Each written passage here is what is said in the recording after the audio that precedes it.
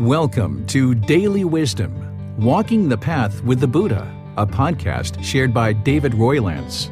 This podcast is dedicated to guiding you to completely eliminate the discontent mind and the suffering it causes by attaining enlightenment. Learn and practice the teachings of Gotama Buddha that will guide you to fully attain a peaceful, calm, serene, and content mind with joy. To support this podcast, visit patreon.com/support Buddha or visit buddhadailywisdom.com, where you will discover a full range of courses, retreats, and online learning resources to assist you on the path to enlightenment. Now, here's our teacher to share more.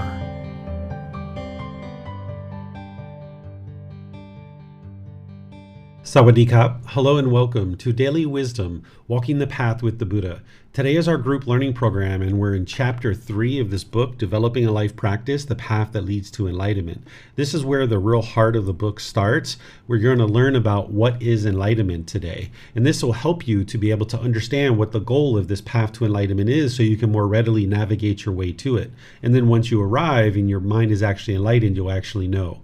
So here from Chapter 3, you're going to start learning all the core and central teachings of the Buddha that are going to help you to progress on your journey to enlightenment. And so far, you've been kind of warming up to get to this point where now you're at the real heart of the book and starting to learn about what is enlightenment, the Four Noble Truths, the Eightfold Path, the Middle Way, the Five Precepts, the Three Poisons, the Natural Law of Karma, what is merit. We're going to be learning all these topics here in succession, one week after another. So if you're reading this book and you're coming to class, you're going to be learning the foundational teachings that you need in order to develop your life practice on your way to enlightenment. So I'd like to welcome you, whether you're joining for the first time or you've been joining regularly. And at the same time, I'd like to invite you to join for our meditation session that we do right here at the beginning of the class. I'm going to guide you in a breathing mindfulness meditation session, and then we're going to move into loving kindness meditation, because right now on the Wednesdays, I'm helping students to build up their loving kindness meditation practice. So we're integrating that into our Sunday classes. The way that I do this is I start with a chant to ease us into the meditation, and then we'll go into breathing mindfulness meditation for a period of time. You'll notice that there'll be just a period of time where it's kind of quiet. I'll guide you first, but then it'll be kind of quiet. Then I'll come in with some affirmations to guide you in the loving kindness meditation. And then we'll go back to breathing mindfulness and then come out with the chanting. It's kind of like a loving kindness sandwich, where the middle of the sandwich is the loving kindness, and the lettuce and tomato is the breathing mindfulness meditation. And then on the outside, the chanting is like the bread of the sandwich, kind of holding it all together. So if you'd like to take a position, either seated, lying, or standing, these are the three positions that work really well with loving kindness meditation. And then keep in mind that these chants, they're not any rites or rituals or ceremonies or worship. It's not anything mystical or magical or prayer or anything like that. And I'm going to be teaching this to you in about a week and a half. We're going to start a 4-part series on chanting on Wednesdays so that you can learn about how to actually do the chanting. So if you'd like to join, just take a position either seated on the floor or in a chair. You can also do lying meditation or the standing. And just make your lower body comfortable and your hands and arms relaxed and your upper body erect if you're in the seated position. If you'd like to chant along and you know these chants, you're welcome to do so. Otherwise, you might just decide to close your eyes and start breathing in through the nose and out through the nose. Arahang Samma Sambuddho Mahakava Putang Mahakavanhang Apivateyami Savakato Mahakavata Dhammo Dhammang Namasami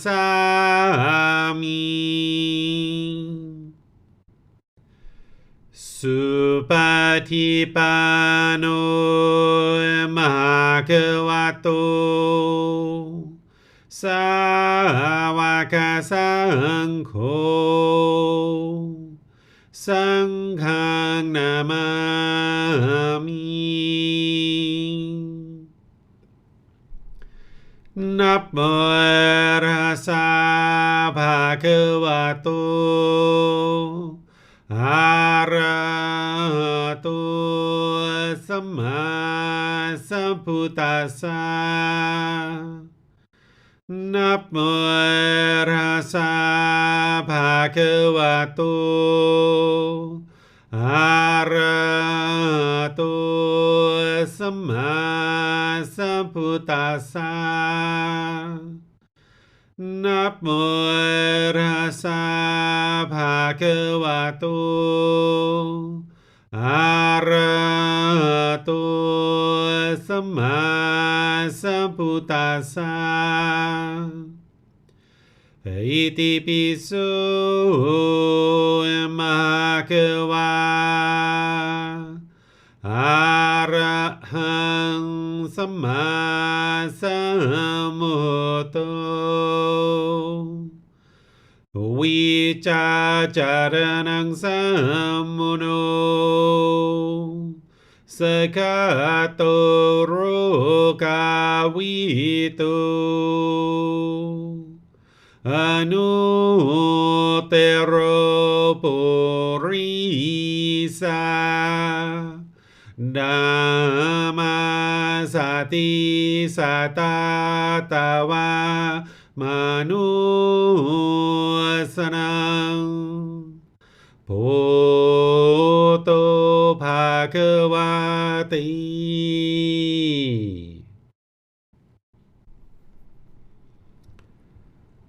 Okay, with the lower body and hands and arms comfortable, and the upper body erect, just close the eyes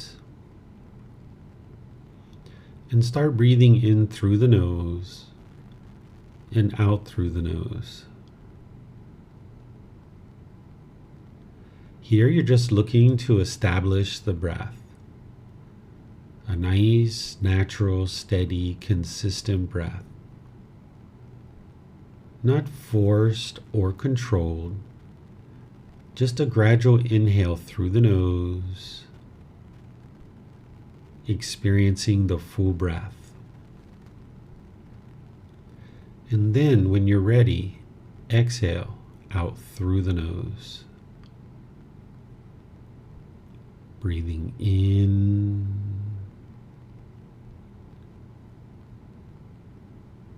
and out.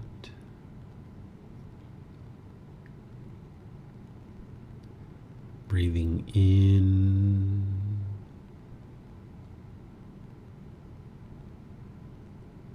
and out.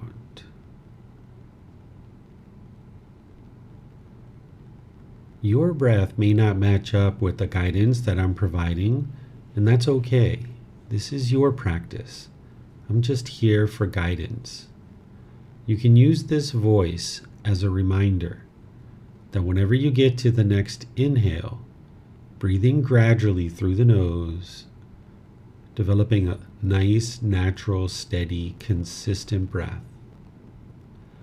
And then whenever you're ready, exhale out through the nose, experiencing the full breath.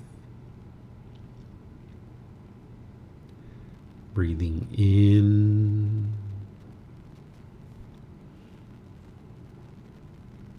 and out.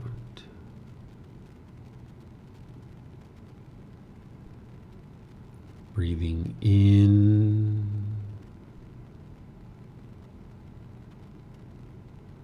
and out.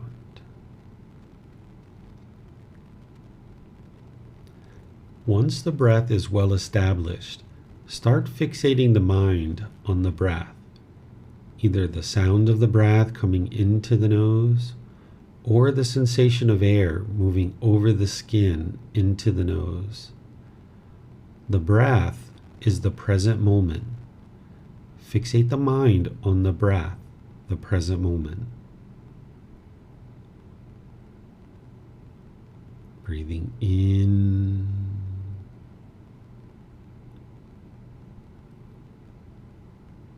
and out.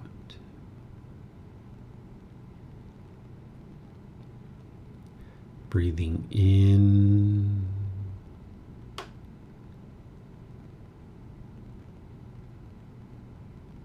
and out.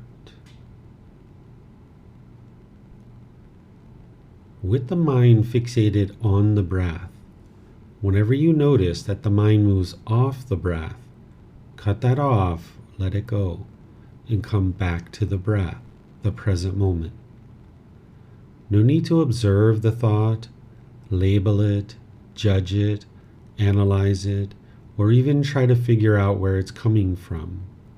Whenever you notice that the mind is moved off the breath, cut that off, let it go, and come back to the breath, the present moment. Breathing in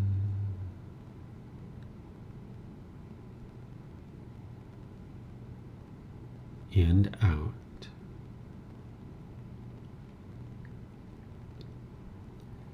Breathing in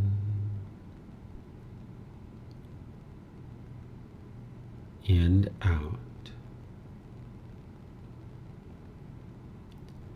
I'm going to be quiet now and let you do this work of focusing on the breath, cutting off and letting go anytime the mind moves off the breath. You have nowhere to go. There's nothing to do. No one needs you right now. This is your time to focus on the breath. Breathing in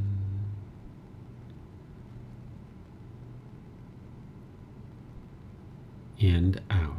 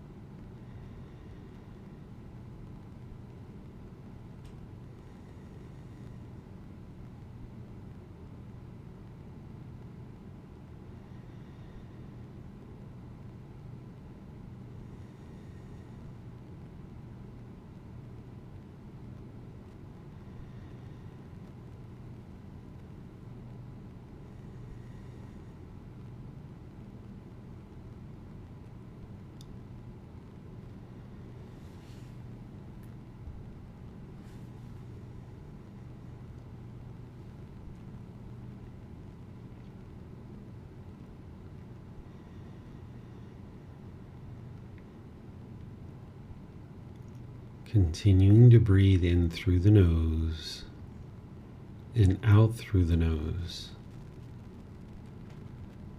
Whenever you get to your out breath, repeat these affirmations in the mind.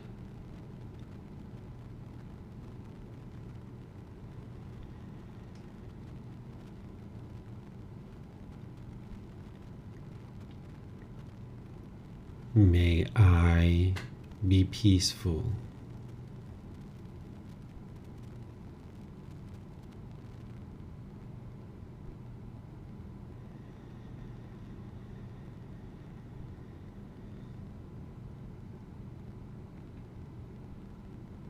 May I be safe.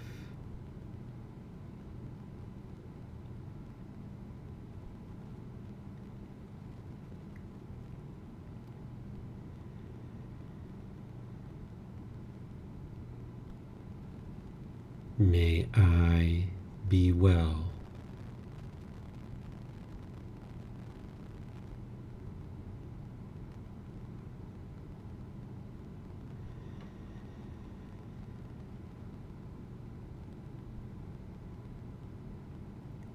May I be free of all discontentedness in the suffering it causes.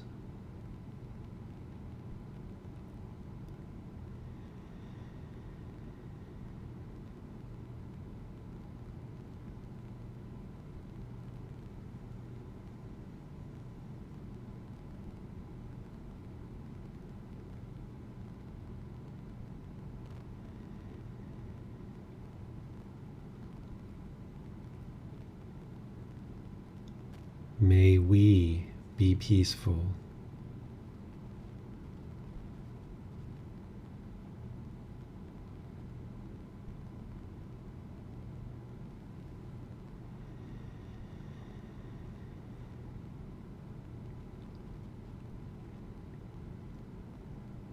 May we be safe.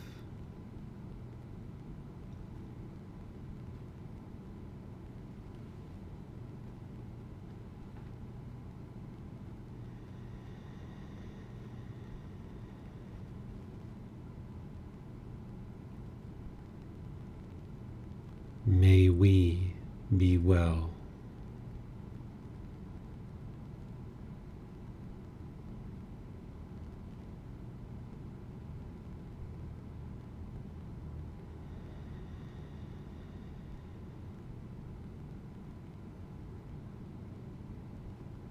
May we be free of all discontentedness in the suffering it causes.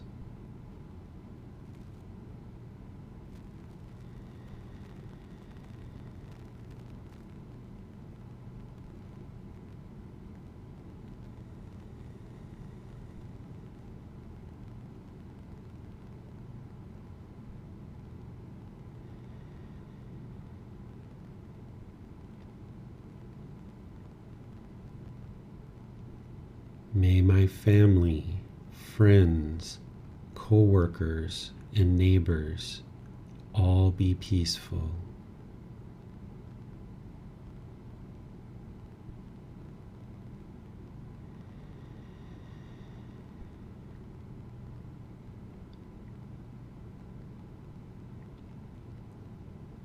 May they be safe.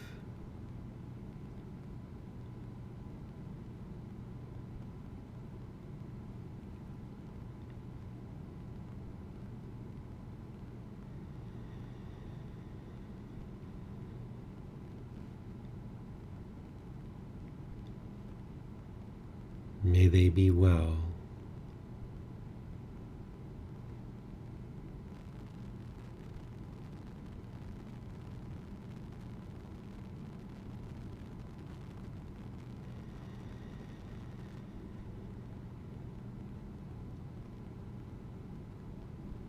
May they be free of all discontentedness in the suffering it causes.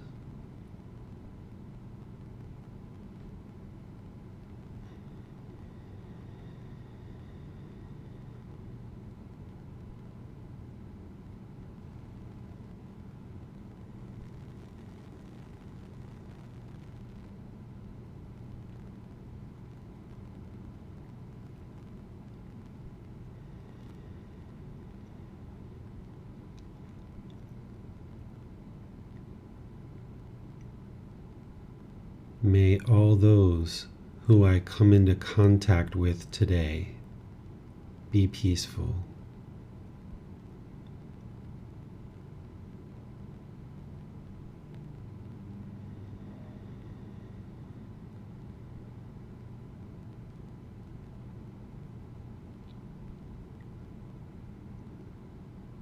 May they be safe.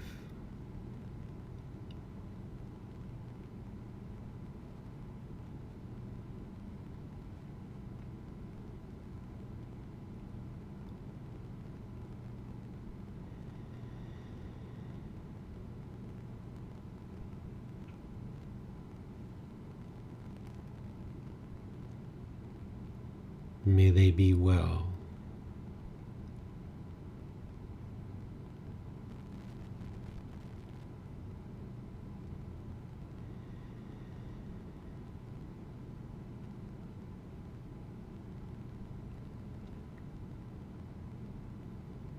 May they be free of all discontentedness in the suffering it causes.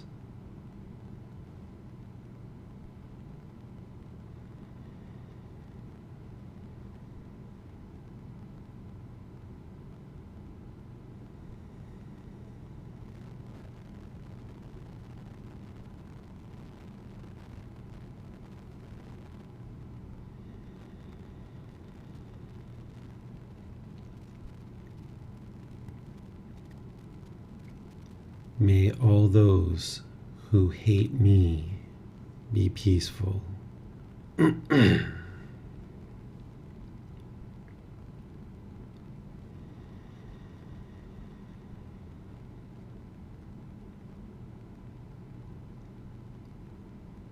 May they be safe.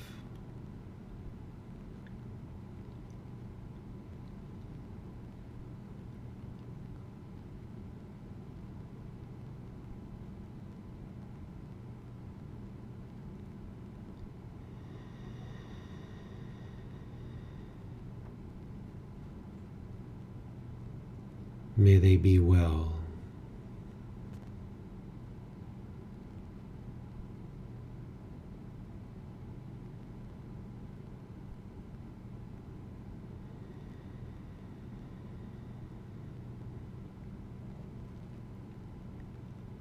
May they be free of all discontentedness in the suffering it causes.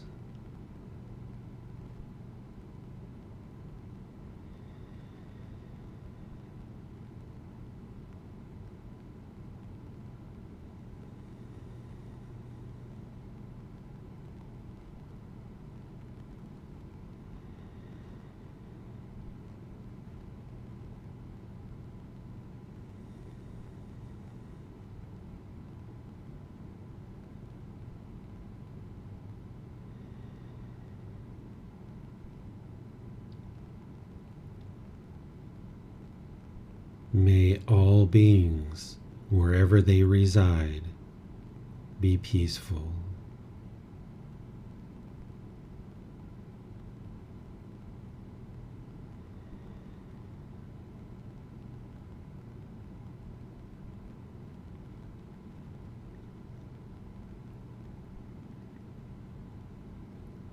May they be safe.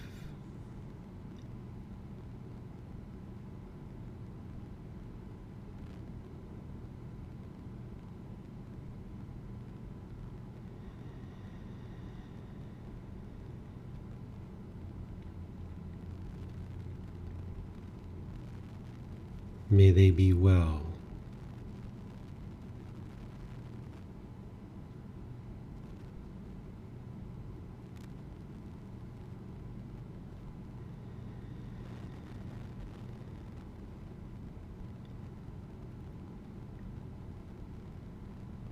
May they be free of all discontentedness in the suffering it causes.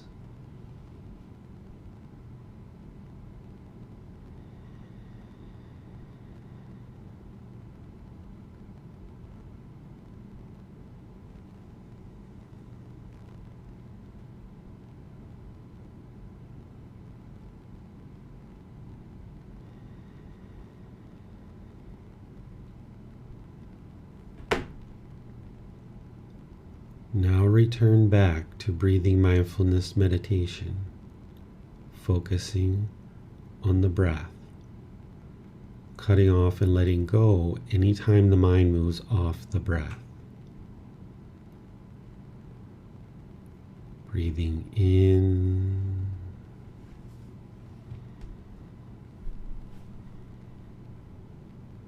and out.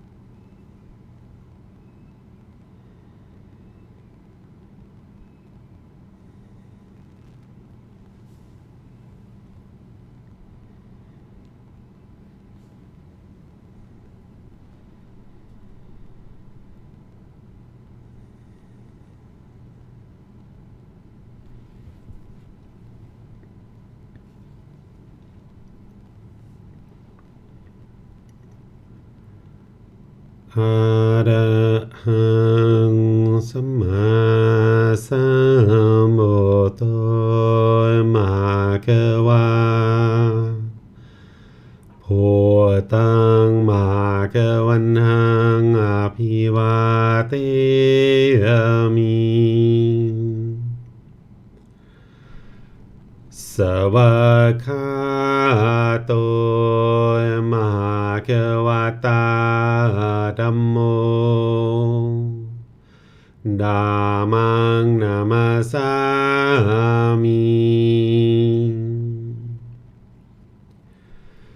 Supatipano Bhagavato Savaka Sangho Sanghang Namami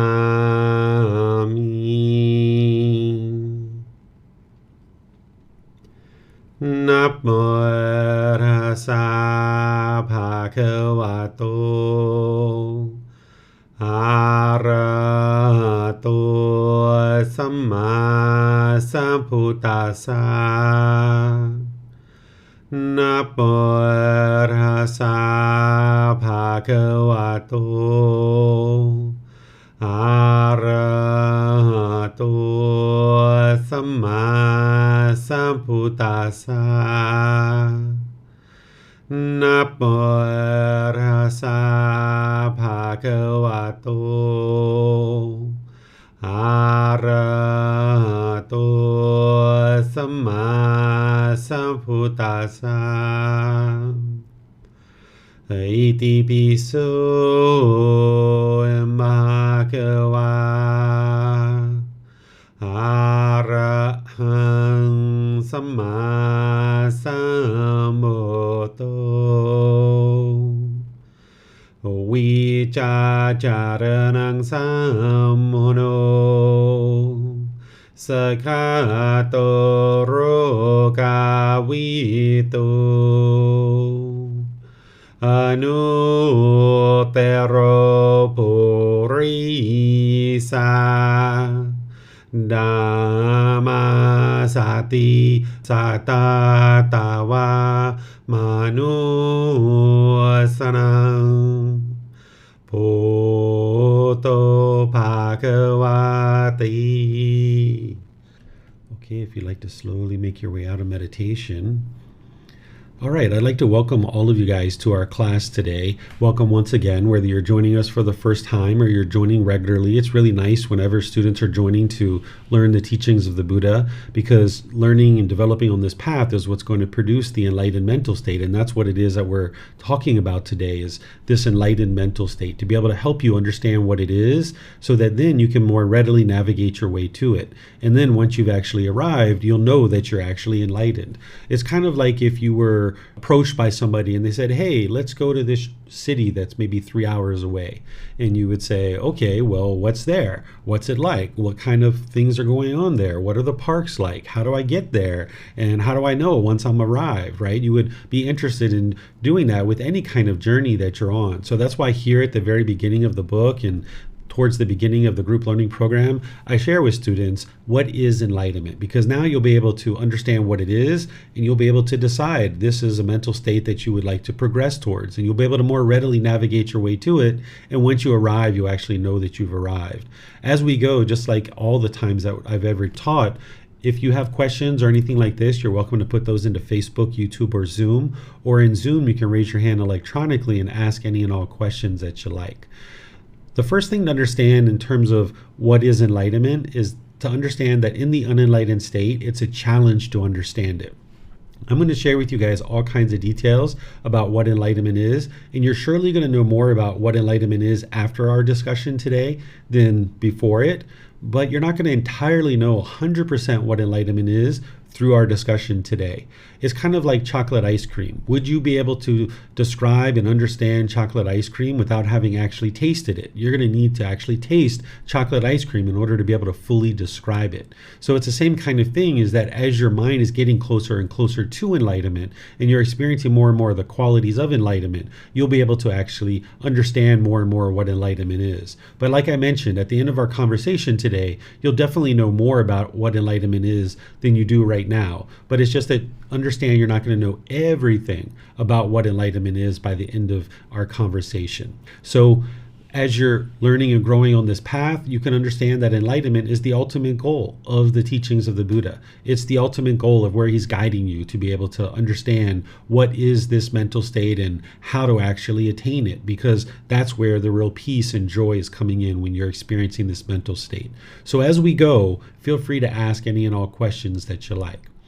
Enlightenment is a mental state that is attained during this life or at death. It can be attained in the human realm, and it can also be attained in the heavenly realm as well. We haven't talked about the cycle of rebirth much, but we will as we get going. When we're in chapter 20, we'll talk a little bit about it. But the cycle of rebirth, it's something you can really set aside for now and just focus on the core central teachings. But just know that enlightenment can be attained in the human realm or the heavenly realm. And it can be attained in this life, and it can be attained at death as well. What the mental state of enlightenment is where the mind is peaceful, calm, serene, and content with joy, permanently. The mind will no longer experience any discontent feelings whatsoever. The mind will be concentrated, steady, and unshakable. You'll be able to experience the peace and the joy of the enlightened mind. You'll have escaped the cycle of rebirth as well. And I understand that I've shared with you not to believe anything about the path to enlightenment, and this includes the cycle of rebirth. You don't believe in the cycle of rebirth, that you can actually independently verify it. You may not have the wisdom to understand that right now of how to independently verify it, but just know that you can independently verify it. One of the things that you might have experienced already in your life that is an indication to you that the cycle of rebirth is true, but you just might not have attributed to that, is that if you've ever experienced deja vu is when you're experiencing something now and it feels so familiar to you and you know you've done this thing before, but you know it's not in this life. These are residual memories from your past lives surfacing to the mind and reminding you about the things that you've done in the past. But you can actually have more profound memories than this as you're progressing on the path to enlightenment. So just know that once you get to enlightenment, not only is your mind peaceful, calm, serene, and content with joy, it's concentrated and steady and unshakable. Nothing can shake up the enlightened mind. You will have also escaped the constant rebirth over and over and over again, coming into the world multiple times. You'll notice that the mind is calm and relaxed, but yet attentive and alert. Oftentimes when we think about calm and relaxed, we don't necessarily associate attentive and alert with that. You think maybe kind of vegging out, but this isn't actually true with the enlightened mind. The enlightened mind can be calm and relaxed, it can be at ease, but it's going to also be attentive and alert. The reason why this is occurring and the reason why the mind can get to the enlightened mental state is because the mind is transformed and purified of what's called craving, anger, and ignorance, or the unknowing of true reality. You've realized non-self and you've dissolved the ego. If you've learned the Four Noble Truths with me, then you had kind of like a window into the unenlightened mind, understanding that craving, desire, attachment is the cause of these discontent feelings. We're going to revisit this next week as part of our class. I'm going to teach you the 3 universal truths and the Four Noble Truths. So if you haven't learned this with me, it's okay. We're going to be studying it next week. And if you have already learned it with me, it's a great refresher for you. So as you're learning, not only do you learn about the Four Noble Truths and that craving is the problem, but the Buddha teaches in these layers where you go deeper down into understanding what the overall problems are in the mind. So the Four Noble Truths gives you like a window into the mind to understand that it's craving, desire, attachment that's causing these discontent feelings. But then you're going to learn in chapter 8 something called the 3 poisons, or the 3 unwholesome roots, or the 3 fires, which is craving, anger, and ignorance, or the unknowing of true reality. And this is kind of a level deeper where you go deeper down to understand what the real problems are that are plaguing the mind, and it kind of broadens your understanding of this. And then it goes even deeper than that. There's another layer below that called the 10 fetters, which is something that I'm going to be sharing with you today, that you're going to be introduced to the 10 fetters. These are the 10 individual problems that the Buddha discovered in the unenlightened mind. And it's through eradicating these 10 fetters, or another way that we could say it in a more summarized version is by freeing the mind of craving, anger, and ignorance. This is actually what produces enlightenment. And the mind is then practicing the exact opposites of craving, anger, and ignorance. That instead of practicing the 3 unwholesome roots that are leading to unwholesome results in your life, you end up practicing the wholesome roots that lead to wholesome results. The wholesome roots are generosity, loving kindness, and wisdom. These are the exact opposites of craving, anger, and ignorance. And I'll get into this more when we get to chapter 8.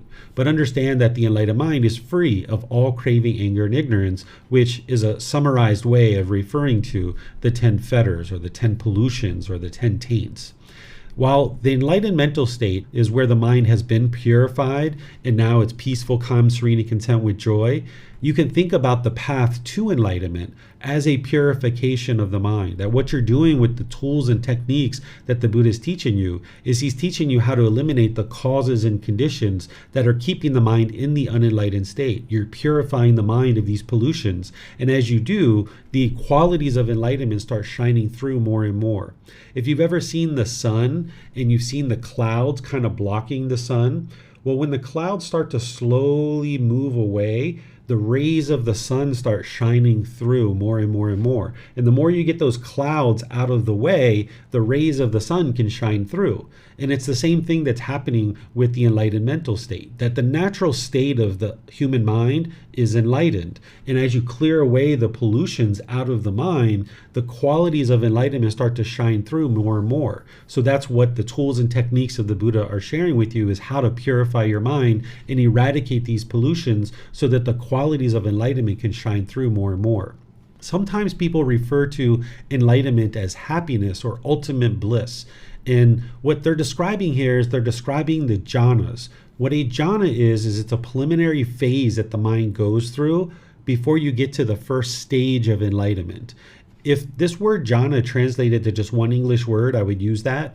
But unfortunately, this is one of those words that don't translate to one English word. What it means is mental absorption or meditative absorption. That by the time you're experiencing these preliminary phases, there's 4 of them that are referred to as the jhanas, your mind has absorbed a certain amount of meditation. You've absorbed mentally a certain amount of the teachings. You've put together the Eightfold Path in such a way that you start noticing these various qualities that come into the mind. And the Buddha describes these qualities in details. He explains each individual phase of the jhanas. And this is where it gets really real for you as a practitioner, because you might spend several months or even a few years putting together the Eightfold Path.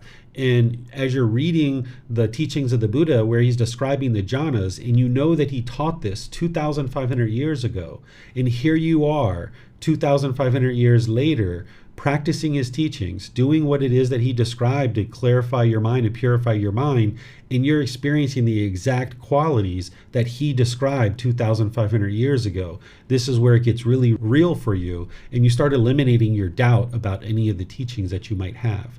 So when you move into the first jhana, there can oftentimes be this bliss or this ultimate happiness that comes into the mind. In the jhanas, and even in the first, second, and third stage of enlightenment, you're still experiencing some degree of discontentedness. And this is where some people confuse the jhanas for enlightenment. There's people in the world who think that they're enlightened, but they're actually experiencing the jhanas. And this is where you can have somebody that will describe enlightenment as this person would still experience sadness, anger, irritation, frustration, and all these other discontent feelings like stress and anxiety and boredom and loneliness, because they're in the jhanas. They're thinking that they're enlightened, and they're describing what they're experiencing as enlightenment itself. So I don't describe enlightenment as ultimate bliss or even happiness, because this is a misunderstanding that an individual is experiencing the jhanas and they're not actually enlightened yet. But understand that in the enlightened mental state, there's plenty of happiness. But this is a different type of happiness than what you've been exposed to in the past and what you've experienced in the past. In the past, what you've experienced and what you maybe experience now is conditional happiness, where there needs to be some condition that needs to be met, and then you will be happy. If it's sunny outside, you will be happy. If your bank account is this balance, then you'll be happy. If you get a brand new pair of shoes, you'll be happy. If your mother or father does this particular thing, you'll be happy. But the problem with that is it's conditional happiness. It arises, it changes, and it fades away. You get a brand new car, you're so happy and excited, but then it fades away. That happiness fades away. This is why you haven't been able to get to permanent happiness or permanent joy. This happiness or joy that's experienced in the enlightened mental state, it is a mental quality. It's a mental state that's persistent, and it's just always there. The happiness that is being described in the jhanas, it arises, it changes, and it fades away. It doesn't actually stay permanently. But by the time you fully purify your mind and experience enlightenment, the happiness will be permanent because it's unconditioned. In the unenlightened state, if it's sunny outside, you'll be happy. But then if you get so happy because it's sunny, when it rains, you'll be sad. Or if you get happy because your bank account balance is this, then when your bank account balance goes down, you'll be sad. That because of the conditionality of your happiness and you're basing your inner feelings on some condition, that condition is impermanent. So when the sun changes, because the sun is impermanent, if you've based your inner feeling of happiness on the sun, then that means your happiness is impermanent. But the enlightened mind has been trained to not do this. That when you wake up in the morning as an enlightened being, you're happy. you're joyful, your mind's peaceful, it's calm. All day long, it's happy, it's joyful, it's peaceful, it's calm. And then as you go to sleep, the same thing. Your mind is happy, peaceful, and joyful, it's calm. There isn't any discontentedness at any point because your mind isn't basing its inner feelings on whether it's sunny outside or not, or what your bank account balance is, or what other people around you do. You just don't base your feelings on those kinds of things. So while you might hear people refer to enlightenment as this ultimate happiness or ultimate bliss, I prefer not to describe it that way because this is describing the jhanas, and there's a misunderstanding here where a lot of times people think that an enlightened being still experiences sadness and anger and frustration. And I can assure you that by the time you get to enlightenment, you won't experience any of those types of feelings. There are certain advantages in terms of training the mind to get to enlightenment. As I mention frequently, that the mind is peaceful, calm, serene, and content with joy permanently. You'll also notice this high degree of focus, concentration, memory, and clarity of mind.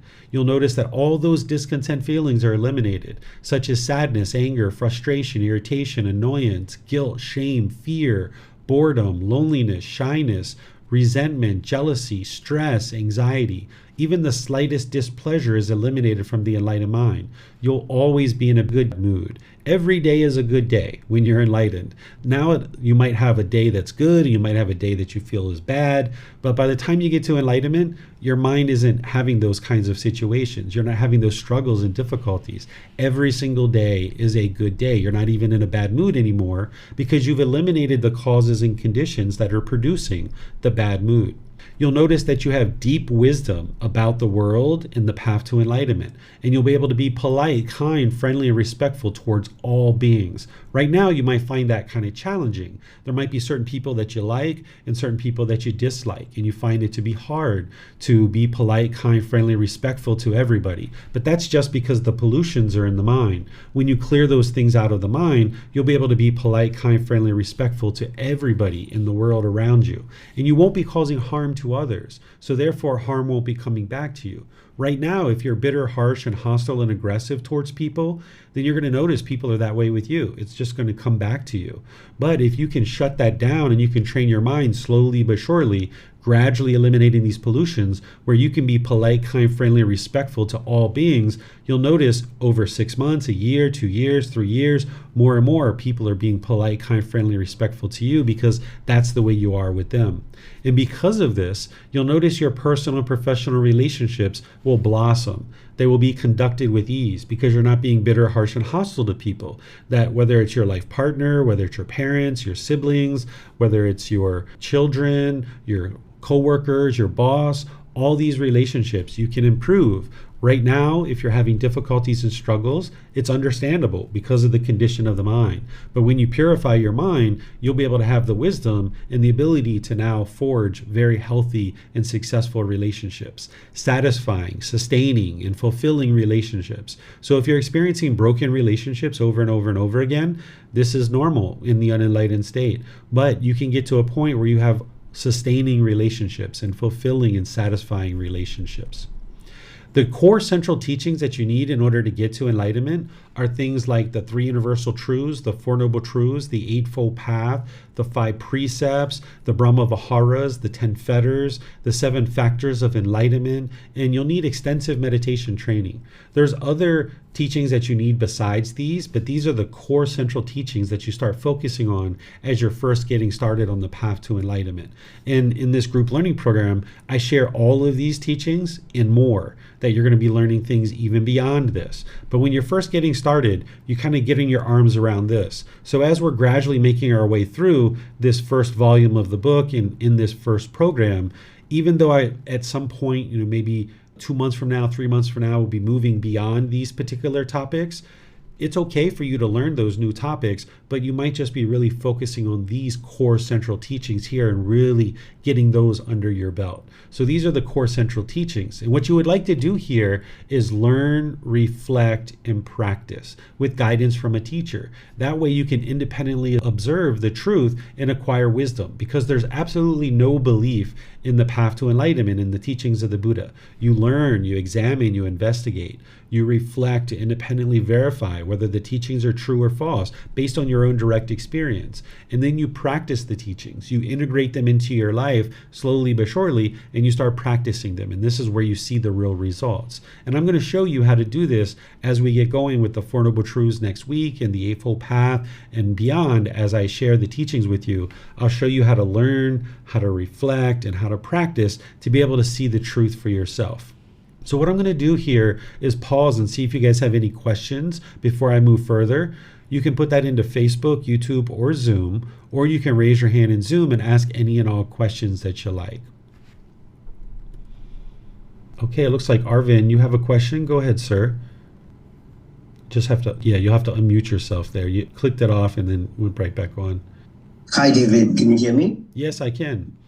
Okay. So, David, first and foremost, again, thank you for everything. Really enjoying your teachings. Really appreciative of it. David, I had a question with regards to specifically the mindfulness breathing practice. Do I ask this now or do I wait till the end before I ask? We have a question on YouTube related to meditation as well. What I'm going to do is I'm going to open up towards the end of the class for any and all questions.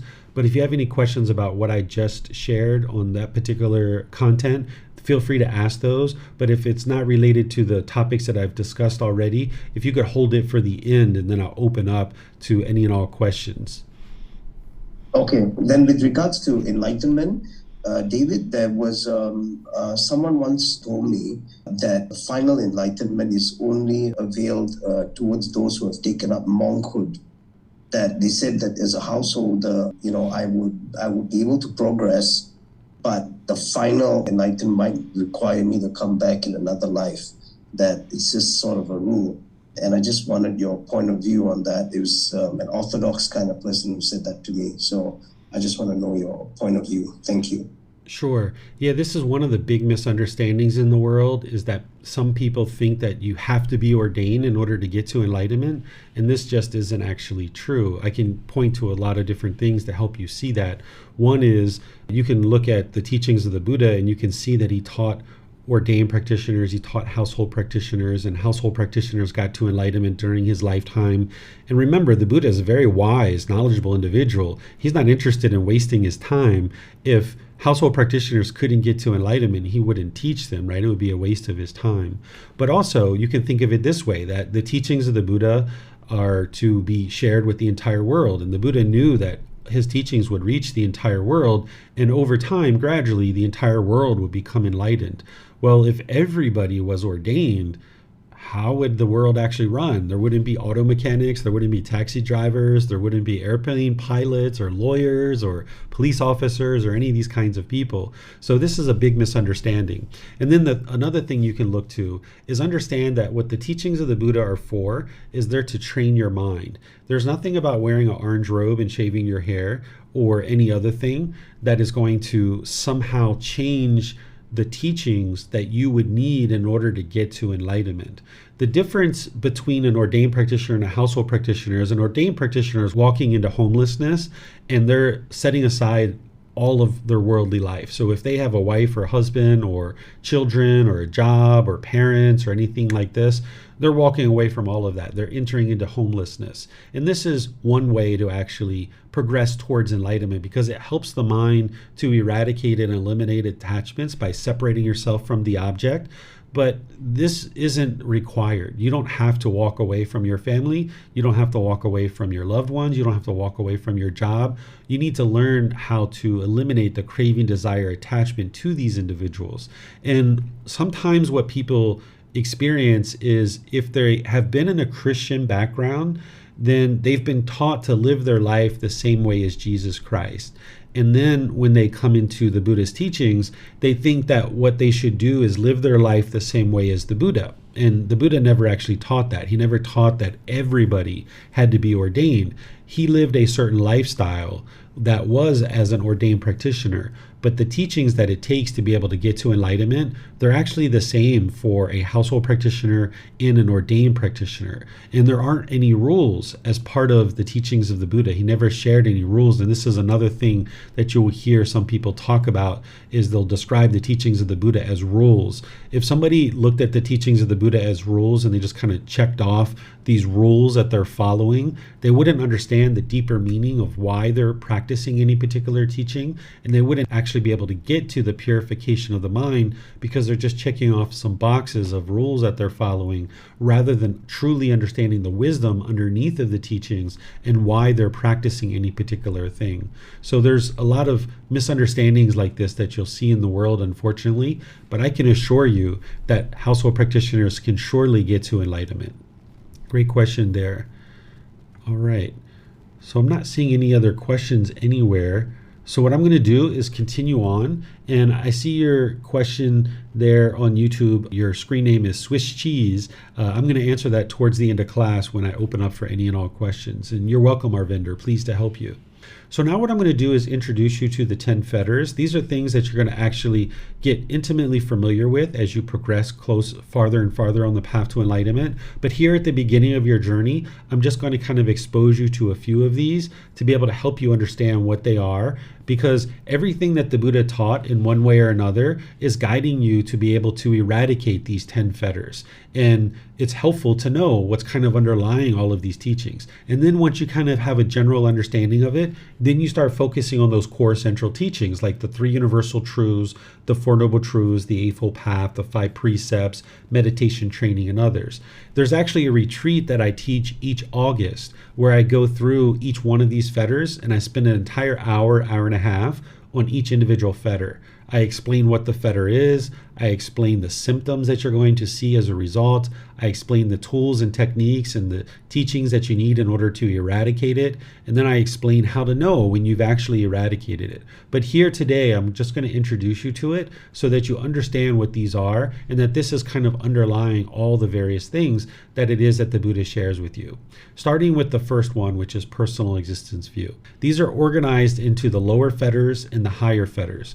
The reason why they're referred to as a fetter is because during ancient times, if you were a prisoner, they would put a shackle, a chain, and a ball around your ankle in order to keep you trapped and confined in a certain area. Nowadays, we put people in jail cells, and that's how we house prisoners. But during ancient times, they didn't have those things. It was just open land, so they would put a shackle, a chain, and a ball, and would keep you confined to a particular area. So this is why the Buddha refers to these as the 10 fetters, because they're trapping the mind in the unenlightened state. They're keeping the mind plagued and in this unenlightened state. And it's when you purify or you cut off these fetters that now the mind is free.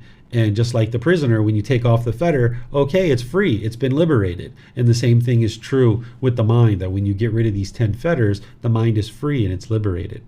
So this first one, called personal existence view, this is where the mind is clinging to the body and the mind itself, thinking that this is who you are. There's a certain misunderstanding or confusion or misperception in the mind where the mind falsely believes that this self-image or the self-identity is you and who you are.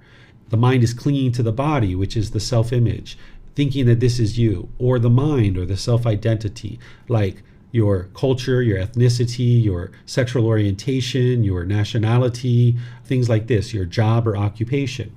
So if you've ever spilt chocolate ice cream or spaghetti sauce on your clothes and you were in a social situation and you got embarrassed, this is because of the pollution of personal existence view, that the mind wasn't being perceived in the world the way it wanted to be perceived because the mind is clinging to this body, wanting to be perceived a certain way, and when it's not being perceived that way, you feel embarrassed. Or if you've ever been in front of a mirror and you saw a mole or a pimple or a gray hair, or you notice that you're losing your hair, or you notice that you're getting a little bit fat here and there, and you were shaken up by that, that's because of the personal existence view.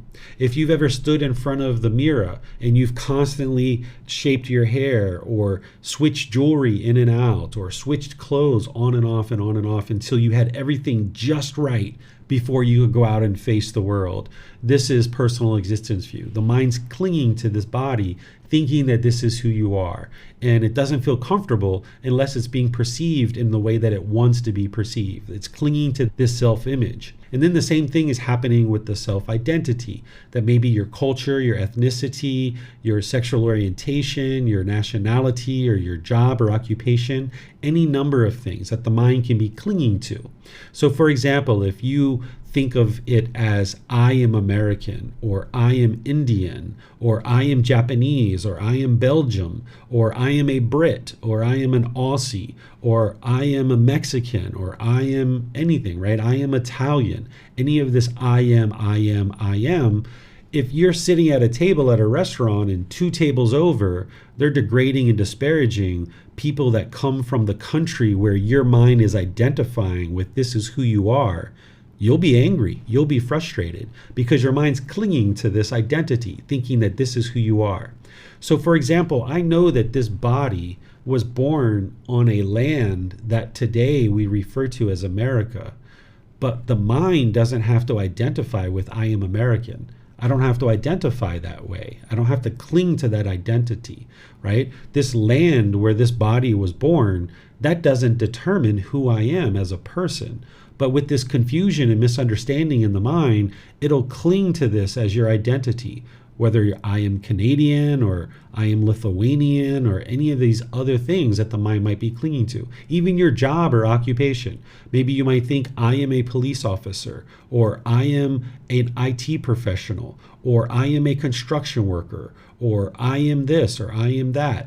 If your mind is clinging to this as your identity, if you were, say, a police officer for 20 years and then you got injured on the job and you couldn't do that anymore, or you retired, you might feel like a part of you is missing, like a part of you is gone. You might feel lost in the world. So if you've ever had a job where you identified with this job as who you are, and then you lost your job and you really struggled during that time, that's because your personal existence view was clinging to this identity, thinking that this is who you are.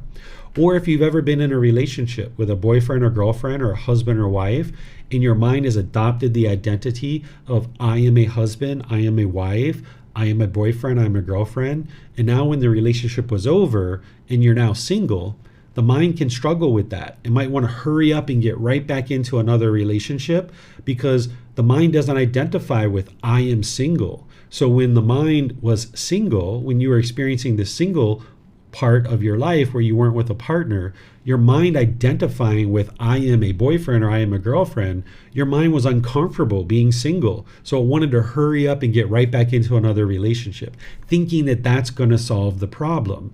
The mind doesn't realize in the unenlightened state that this personal existence view is there and the mind's clinging to it. So even me, like I'm performing this role as a Buddhist teacher, but my mind doesn't identify that way. Because then whenever somebody says, all Buddhist teachers are friendly and lovely and kind and generous, oh, they're so great, I would get conditioned pleasant feelings because they're talking about me and I am a Buddhist teacher. But then it's only a matter of time before people say something degrading or negative or disparaging. And now when they say those things, your mind would be angry or frustrated. If they're talking about Buddhist teachers, now they're talking about me. That's what personal existence view is doing, is you're identifying with your culture, your ethnicity, your sexual orientation, your nationality, your job or occupation, or any number of different things that the mind can identify with. And you can actually eradicate this and eliminate this from the mind, where you realize that there is a body and there is a mind, and they've come together for this existence. And we refer to this as a person. But the body and the mind are two separate things, and none of that defines who you are. So if you gain weight or you lose weight, that doesn't define who you are. If you start losing your hair or your hair turns gray, that doesn't define who you are. If you have certain body parts that are no longer as youthful appearance as they once were, that doesn't define who you are. Even the choices and decisions that you make, those don't define who you are either. So if you chose to use drugs and alcohol in the past, or have sexual misconduct, or kill or steal or lie or anything like this, these things are all in the past. That doesn't define who you are as a person. So you can let go of all of these things so that you don't feel shameful and guilty in the present moment, realizing that, okay, in the past you lacked wisdom and you made unwise decisions. And now you're cultivating wisdom and you realize those things were unwise. And sometimes you have to make unwise decisions to experience the results and see that they were unwise. But now in the present moment, you don't need to define who you are as a person through any of these kinds of things. But the challenge is that the mind is confused. It has this misunderstanding and this confusion, this misperception that it's clinging to all these things, thinking that this is who you are as a person. But you can train your mind to let all this go. Then the second fetter is called doubt. Doubt is where you have doubt about the Buddha, the teachings, the community that you're part of, your teacher, or your own ability to get to enlightenment. So if you have doubt about the teachings, it will hinder you from getting to enlightenment. And it's very common for people to have doubt when they first come to the path to enlightenment. So you may have doubt right now. That's completely normal and completely understandable. I know I had plenty of doubt when I came to the path to enlightenment. But the way that you eliminate doubt is not through blind belief or faith or anything like that. The way that you gain confidence in the Buddha, the teachings, the community, your teacher, and your own ability to get to enlightenment is that you learn, you investigate, you examine the teachings. Because as you're investigating and examining the teachings, you will then start reflecting on them and independently verifying and seeing that they're true. And then when you start practicing them and you see the condition of the mind improving, you'll ultimately get to a point where you have eliminated your doubt. So you can actually take this doubt, if you have doubt in your mind, and you can harness it. You can roll up the sleeves. You can turn this into an inquisitive mind, where your mind is very inquisitive, where you're very interested in understanding what these teachings are. And like, yeah, I do doubt the teachings of the Buddha. This isn't me. I'm speaking as if I'm you. I don't doubt the teachings of the Buddha anymore. I know that they lead exactly where he said they do. But for you, if you doubt the teachings, you can say to yourself, yeah, I doubt the teachings 100%. Now let me roll up the sleeves. Let me dig in. Let me sink my teeth in. Let me come to classes. Let me read the book. Let me do some meditation and see where this leads. Because if you get committed enough and dedicated enough and you investigate enough, you'll see the results to the condition of the mind in your life. And you'll get to a point where you have no doubt that these teachings are leading to an improved condition of mind in your life. You won't be enlightened at that point because it's only one fetter that you've eliminated. But you'll at least get to the point where you have no doubt and you'll be able to make progress on the path to enlightenment, continuing to make progress. So if you have doubt, it's understandable. You can even tell me, hey, David, I doubt the teachings. Okay, perfect. Now let's harness it and turn it into an inquisitive mind. The third fetter is called wrong behavior and observances. What this is all about is that as long as your mind has a lack of certain wisdom, you're going to have certain intentions, speech, actions, and maybe even a livelihood that is causing harm in the world. And as long as you're putting out this harm through your intention, speech, actions, and livelihood, then this is all going to come back to you. So by the time you eliminate one part of this fetter, you will have purified your moral conduct to a certain point where you're no longer causing harm to others based on the Eightfold Path, where I taught in the past in this program, right speech, right action, and right livelihood. You will purify your moral conduct up to that point. And then you'll see some improvements in your life because you're no longer gossiping about people, you're no longer lying, you're no longer speaking harshly, you're not having frivolous speech, you're not causing harm through your bodily actions, you've improved your livelihood and you're not sustaining your life off of causing harm to others. So when you purify your moral conduct to the level that's in the Eightfold Path, you'll notice improvements in your life because you're not making as many unwise decisions that is producing unwholesome results for you. So that's how you purify this aspect of this fetter, which is called wrong behavior. What wrong observances is, this is where you start to understand that rites, rituals, ceremonies, and worship doesn't actually lead to enlightenment, because you start to understand that the number one problem in the unenlightened mind is a lack of wisdom, sometimes referred to as ignorance or the unknowing of true reality. And as you cultivate more and more wisdom in your mind, this is what's going to lead to improvement to the condition of your mind and the condition of your life. But as long as you believe that rites, rituals, ceremonies, and worship are going to lead to some improvements in your life, then you're not understanding what the core central problem is, which is this unknowing of true reality, this lack of wisdom, this misunderstanding, these misperceptions. So there's no amount of water that somebody can sprinkle on you that's going to improve your life. There's no amount of strings that someone can tie on your wrist that's going to improve your life. There's no amount of putting a wafer on your tongue or drinking a little wine that's going to improve your life. There's no amount of taking water and sprinkling it on your body that's going to improve your life. These are just rites, rituals, ceremonies, and worship that people are believing in. And what you need to be able to get to improve the condition of your mind and your life is wisdom. And these rites, rituals, ceremonies, and worship doesn't lead to wisdom. So more and more you start learning that it's wisdom that you need, and that wrong observances, meaning rites, rituals, ceremonies, and worship, isn't going to lead to that wisdom. Now, if you choose to go out to the synagogue or the mosque or the church with your family on a holiday and people are doing these rites, rituals, ceremonies, and worship, so be it. But as long as your mind understands that these things aren't leading to wisdom and they're not going to lead to your enlightenment, that's okay, right? You might decide to go as a family to these kinds of things, and you just know in your own mind that these things don't lead to enlightenment, and that can be really helpful for you. So this is personal existence view, doubt, wrong behavior, and observances. These are the first three that you need to eliminate in order to get to the first stage of enlightenment, which I'm going to show you here in a moment. There's also sensual desire and ill will, which you're going to learn plenty about as you go through our program. So I don't usually introduce those to you here because you're going to learn plenty about those along the way. Then there's this fetter of conceit, which you can learn about all of these as I mentioned, but today what I'm going to do is just introduce you to a few of them. This conceit is part of the ego. Personal existence view and conceit is what we refer to as the ego. The word ego didn't exist during the lifetime of the Buddha, so he didn't use that word ego. He rightfully separated it into personal existence view and conceit, because the symptoms that you experience and the tools and techniques to eliminate them are different. But the ego is what we refer to personal existence view and conceit. What conceit is it's arrogance, pride, judging others, measuring and comparing to see if you're superior to people or you're inferior to people. You're putting yourself above people, perhaps talking down to them, or you're putting yourself under people and feeling uncalm and shaken up when you're around your boss or maybe a celebrity or something like this. And as long as your mind has this conceit where you're measuring and comparing people, you're not going to be able to live harmoniously with all beings. As long as this ego is in place and you're arrogant and egotistical towards others, they're going to be pushing you away.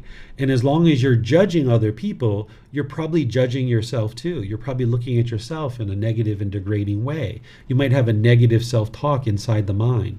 So you can improve this by eliminating the conceit. So when we get to chapter 16 in this program, I'm going to teach you about more what the ego is, and I'm going to teach you how to actually eliminate it using proactive tools and techniques to eliminate it. But understand where this conceit is coming from is that previous to this human existence, we've all had countless animal existences. And in the animal realm, we needed conceit. We would have died without conceit because as a wolf in our wolf pack, we needed to know who's the alpha male and who's the alpha female because they're teaching us how to hunt and how to survive. When we were a herd of elephants, we needed to know who's the matriarch of our herd because she's showing us where the food is, she's showing us the migration paths, she's showing us the watering holes, and if we didn't know who the matriarch was and we didn't follow her around, we wouldn't learn how to survive. So we needed this pecking order in the animal realm. But in the human realm, we don't need that pecking order. We can look at all individuals as being equal. And that way, the mind can be at ease. Because if you have conceit in your mind and you're judging people, when you go to a social situation where people are of different status in terms of your mind, if you're looking at some people as being above you and some people as being below you, your mind is having to constantly figure out, how do I talk to this group of people or this person? And how do I talk to this group of people or this person? And your mind's having to constantly switch back and forth and figure this out. And it's causing a lot of difficulties internally in the mind. But you can get to the point where you look at everybody as being equal and you're humble. In this way, you can treat everybody the same, whether you're talking to the president or prime minister of your country, or whether you're talking to somebody who's a taxi driver or a food server or sweeping the streets. You can treat everybody equally, polite, kind, friendly, respectful, and you can be humble. In this way, your practice can be at ease because you can just always be polite, kind, friendly, respectful with everybody. But you're going to need to learn how to do that, and you're going to need to learn how to dissolve this conceit out of the mind. Where all of these fetters are coming from and all the struggles that you experience in life is this 10th fetter, the ignorance or the unknowing of true reality. This word ignorance is kind of a derogatory word nowadays, and this is what a lot of people translate what the Buddha taught over to English, but I tend to not use this word ignorance. The only reason why I use it is to help you understand with other people's teachings that when they're using the word ignorance, this is what they're referring to. A better way to think about this is the unknowing of true reality, or misunderstanding, or confusion, or misperception. Because an enlightened being, and surely a Buddha, doesn't talk in degrading and disparaging ways to people. So if this word ignorance is a degrading and disparaging word, a Buddha wouldn't speak this way. So the unknowing of true reality, or the lack of wisdom, or the unenlightened mind just doesn't understand what it doesn't understand. For example, in the unenlightened state, it doesn't understand that it's causing its own anger. We firmly believe in the unenlightened state that other people are causing us to be angry, or your sister is annoying you, or your boss is frustrating you, or your children are agitating you, or something like this. You firmly believe that. But when you look closely at the 3 universal truths and the 4 noble truths, which I'll be teaching you next week, you can see the truth. Through learning, through reflecting, and through practicing, you can see that it's your own mind that's causing those discontent feelings. But that's because you're cultivating wisdom. As long as there's ignorance in the mind, you'll continue to struggle. You'll continue to stay stuck in these same problems over and over and over and over and over and over and over again. You'll keep experiencing anger and frustration and agitation over and over and over again because the mind just doesn't understand what it doesn't understand. So it's when you arise wisdom that the mind can then completely unravel all of these fetters and eradicate them from the mind. And that's what you're doing on the path to enlightenment. And that's why the very first teaching that I share with students when they first start learning with me is to never believe anything that I say. Don't believe anything that I write in books. Don't believe anything. Because belief, you don't know what's true or false. You're just believing it. Because either you convinced yourself to believe it or somebody else convinced you to believe it. But you would like to investigate and examine the teachings, reflect on them to independently verify them, and practice them. And that's what's going to lead to wisdom. You're going to need to learn the 3 universal truths, the 4 noble truths, the Eightfold Path, the 5 precepts, the 3 unwholesome roots and the 3 wholesome roots, the natural law of karma, the cycle of rebirth. All of these things are detailed throughout this program and throughout the book. You'll learn about all these different things as you learn and grow and develop on the path to enlightenment. And then as you're using that wisdom to eradicate all the other fetters, your mind's going to be moving through these 4 stages of enlightenment. They're referred to as stream enterer, once returner, non-returner, and arahant. I'm going to walk you through and explain to you what these 4 stages of enlightenment are. Oftentimes we just refer to them as the 1st, 2nd, 3rd, and 4th stage of enlightenment. That's the easy way to refer to them. But there are actual names, and these names actually elicit a certain meaning, a certain understanding. For example, the 1st stage of enlightenment is called stream enterer. The reason why is because just like a log enters the stream and it's going to eventually get to the ocean, the same thing is true that once you get to that 1st stage of enlightenment, you're going to get to enlightenment. It's only a matter of time. Either in this life or a subsequent life, you are going to get to enlightenment. It's just a matter of time. Just like the log entering the stream, it's going to get to the ocean. The same thing is true about someone who gets to the 1st stage of enlightenment.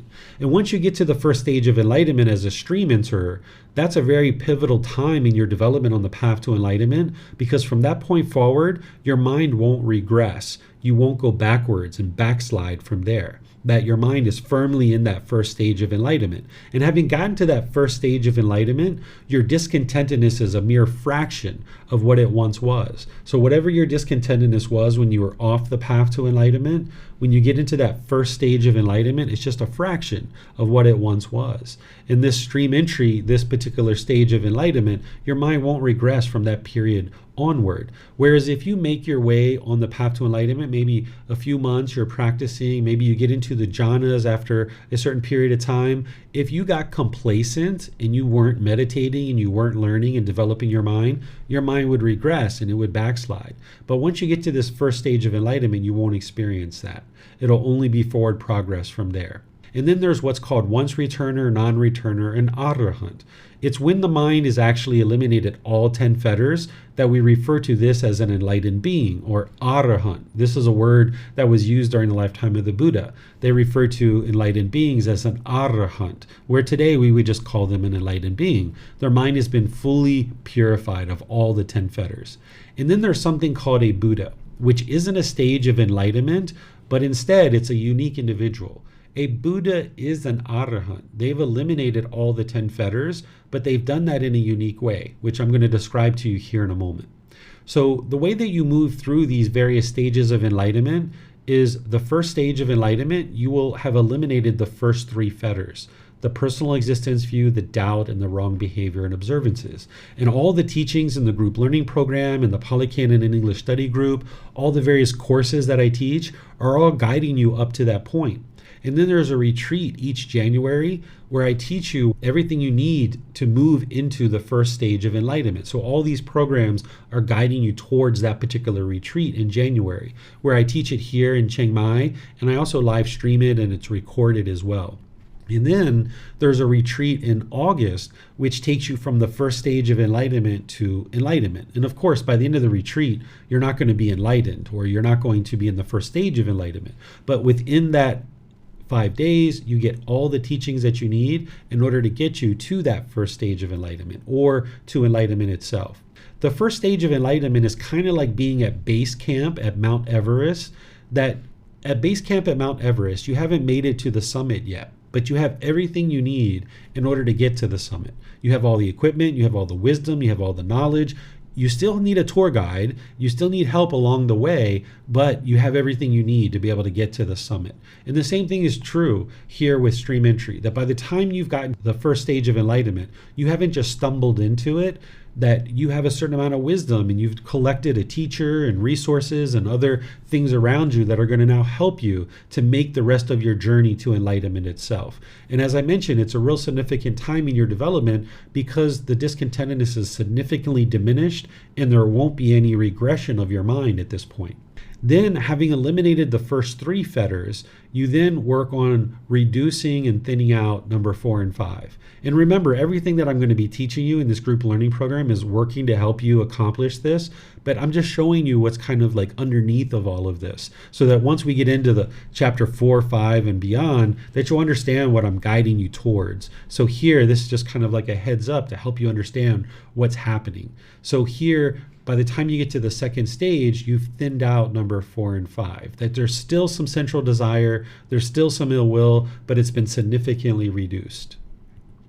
Then by the time you get to the third stage of enlightenment as a non-returner, this is where you've eliminated the 5 lower fetters. All 5 of them have been completely eradicated from the mind. And here you need to be really attentive to your practice, because you're only experiencing minimal discontentedness. Maybe once every 3 months, once every 6 months, you're experiencing a little bit of ickiness in the mind. The people around you probably don't even know that you're discontent, that you maybe once every 3 months, once every 6 months, you experience maybe 5-10 seconds, maybe a minute or 2 of discontentedness. It's very infrequent and it's very insignificant when it occurs. So you need to be very diligent that you don't have complacency in the mind by the time you get to the third stage of enlightenment, because the discontentedness is so infrequent and so insignificant that you can kind of just shrug it off, because the ego is still in place typically at this point, and you can be kind of overlooking what it is that's going on in your own mind. So you're going to need to stay dedicated and diligent to what's happening and ensure that you root out any particular cravings or residual clinging that's in the mind that's causing the mind to still experience discontentedness. And then ultimately, by the time your mind's enlightened and you're in the fourth stage of enlightenment, you've eradicated all 10 fetters. They've all been completely eradicated from the mind. And this happens through gradual training, gradual practice, and gradual progress. It's not instantaneous. This is where you can see that it's not possible for anybody to get to enlightenment instantaneously. It's a gradual training, gradual practice, and gradual progress that the mind gradually moves into this enlightened mental state.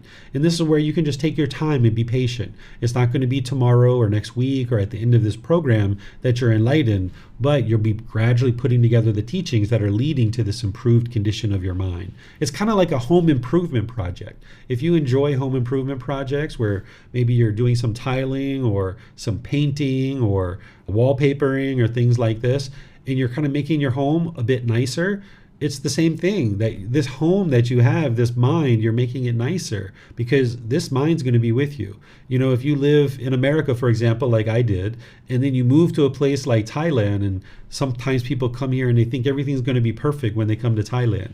But the challenge is that their mind came with them, right? Their mind was with them when they got here. So now they're still dealing with those thoughts. So you can't run to the mountain, you can't run to some exotic place and escape and experience peace and joy. It's not the location that you're at that is causing these discontent feelings, it's what's going on in your own mind. So even if you move to a far distant land, you're still going to be experiencing discontentedness because the mind is following you around. So these are the fetters and these are the 4 stages of enlightenment. But then there's an individual who's unique in the world that is referred to as a Buddha, or a fully perfectly enlightened one. This individual has unique qualities that the average enlightened being doesn't have. A fully perfectly enlightened one is very rare in the world. The last one that the world's currently aware of existed over 2,500 years ago. There's 3 main criteria of what make a Buddha, and I'll share those with you, and then I'll share with you some other criteria too. The first one is that in order for someone to be considered a Buddha, they need to have gotten to enlightenment by themselves, without the help of any teachers or any guides. That's the first criteria. The second criteria is that once they get to enlightenment, they dedicate the rest of their life to sharing their teachings that they independently discovered with countless people. And countless people get to enlightenment during their lifetime. Then the third criteria is that when they die, they leave their teachings in such a condition that countless more people get to enlightenment after their death. So these are the 3 criteria that make a Buddha a Buddha. They get to enlightenment by themselves without the help of any teachers or any guides. They then dedicate the rest of their life to sharing their independently discovered teachings with countless people, and countless people get to enlightenment during their lifetime. And then they preserve their teachings in such a way that countless more people get to enlightenment after their death. And Gotama Buddha, who we refer to as the Buddha, he meets all 3 criteria. But then there's some other qualities as well. An individual who's going to become a Buddha, they have a profound memory. They can remember countless details about their current life and their past lives too. An average person, an average enlightened being, an average person can have observation of their past lives, and you can actually remember certain things about this life too. But an individual who's going to become a Buddha, they have a deep, profound memory, remembering countless details about their current life and their past life too. They have unlimited capacity, and this is what allows them to get to enlightenment without the help of any teachers or any guides, because they bring forth all that wisdom into their last life, and it helps them to be able to get to enlightenment in this particular life as an actual Buddha without the help of any teachers or any guides. The way that you can think about this is that your mind is like a hard drive. You have like 500 gigabytes or 1 terabyte or something like this. And now when you experience new things in life, you need to delete old files in order to store new files because you have a limited capacity. So this is why you have pretty good memories, maybe about the last 5 years or so of your life. But when you look back to your childhood, you maybe only have spotty memories. You don't have direct recall of everything that was happening during your childhood because you've had to delete those files in order to store new files because you have a limited capacity. But a person who's going to become a Buddha, even in the unenlightened state, they have an unlimited capacity to remember things about this life and their past lives as well. And they bring forth all that wisdom into their last life to be able to then get to enlightenment by themselves. So they have an excellent memory. And then they use that memory to be able to help them to then guide countless people to enlightenment during their lifetime. Another aspect of the mind of a Buddha, which again is very rare in the world, is that they can quickly determine the condition of somebody's mind and then help them with teachings that's going to help them to be able to get to enlightenment. They only do this with their students because their students learning with them, they can then help them to be able to get to enlightenment by observing the quality of their mind. So a Buddha isn't interested in countless people knowing that they're actual Buddha. So a Buddha doesn't walk around performing a bunch of miracles to try to convince people that they're a Buddha. Instead, they might perform one miracle for a select group of people who are instrumental in helping them to kind of get started and moving forward with their teachings. But then after that, they don't perform any miracles because their teachings are independently verifiable, and an individual who can learn, reflect, and practice to be able to see the truth for themselves. And people not knowing that a Buddha is actually very helpful for the Buddha, and it's also very helpful for that person. Because if everybody knew who a Buddha was, like if their ear was turned a certain way or their nose was turned a certain way, then people would probably be on their very best behavior when they were around that Buddha. And one of the real powers of a Buddha is that they can observe the qualities of their student's mind and then help them with teachings. So if people were on their best behavior around the Buddha, they wouldn't be able to see the qualities of their mind and then offer them teaching. So a Buddha isn't interested in fame or fortune or any of these kinds of things. They're interested in helping people get to enlightenment. So by people not knowing that they're a Buddha, they can use and utilize this real power to be able to observe the condition of people's minds and then help them with teachings that will assist them in getting to enlightenment. Then one of the other criteria of what a Buddha is that they are a deep practitioner of their own teachings. They're a living, breathing, walking example of their teachings. A Buddha is wise enough to share the teachings through spoken words that will help their students to be able to learn and practice the teachings. But they also are wise enough to understand that their students aren't only learning from their spoken words, they're also learning from their actions as well. So their students are watching their verbal conduct, their bodily conduct, and their mental conduct as well.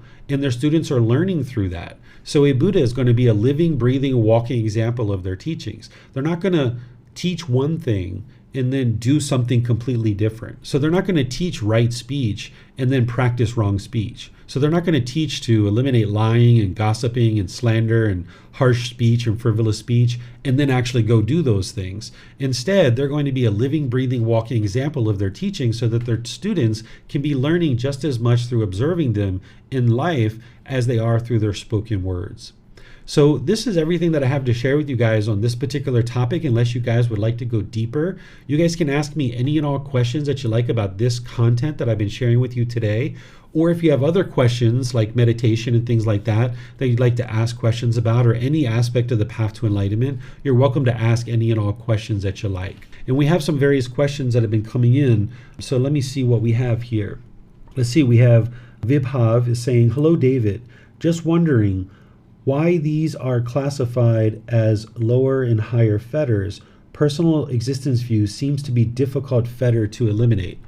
You're 100% accurate in that personal existence view being the first fetter, in my opinion, is one of the most challenging to understand and one of the most challenging to eliminate. But once you get over that hump, the other ones are fairly straightforward. So the Buddha put things in this order for a reason, because it's important to be able to learn and develop in this particular fashion. So with personal existence view being part of the ego, you can't really fully dissolve the ego until you have eliminated personal existence view. So you need to first be able to understand what personal existence view is and accomplish that, the eradication of personal existence view, before the mind will be willing to eliminate the conceit, for example. So the Buddha puts these things in an order for a reason. And then also the conceit is oftentimes very challenging for the mind to eliminate. So that's why I introduced it to you here, because it'll probably take you multiple years to eliminate your conceit. You need to first be aware of it and understand it, and then you need to proactively work to eliminate it. So that's why in chapter 16, we're going to be penetrating into that directly. But even now, you can start eliminating your conceit. Wherever you see judgment coming up, where you're judging other people, cut that off. Where you see you're looking down on people or you're looking up to people, you can cut that off. So yes, personal existence view is a challenge because we've spent so much time accumulating personal existence view, holding on to this label of I am an American, or even the label we get at birth, right? Like I am David.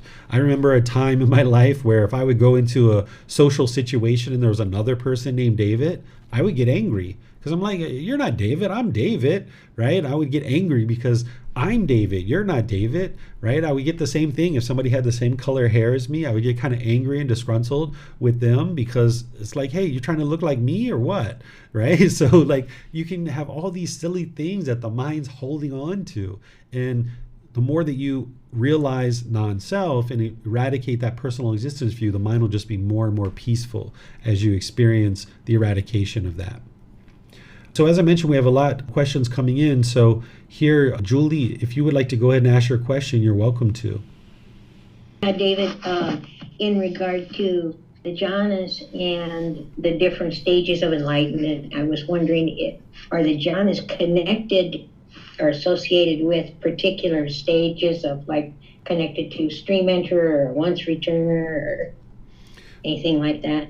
They're actually preliminary phases before you even get to the first stage of enlightenment. So in order to get to the first stage of enlightenment, you would need to progress through the 4 jhanas, and it's first, second, third, and fourth jhana. So your mind's going to gradually move through those. And then once you come out of the 4th jhana, you're going to move into the first stage of enlightenment. I see. And then I was wondering also, I went to a retreat one time and it turned out to not be a good experience. But one of the things that was going on was that it seemed like this was a monk too that was running it, and they had a practice where they were all kind of making it a real competition. They were supposedly practicing the jhanas, and there was like this competition. Well, how long was it between your thoughts? And and everybody was kind of besting each other. Well, I went for 2.5 minutes without a thought. Yeah. And so that seemed very unwholesome.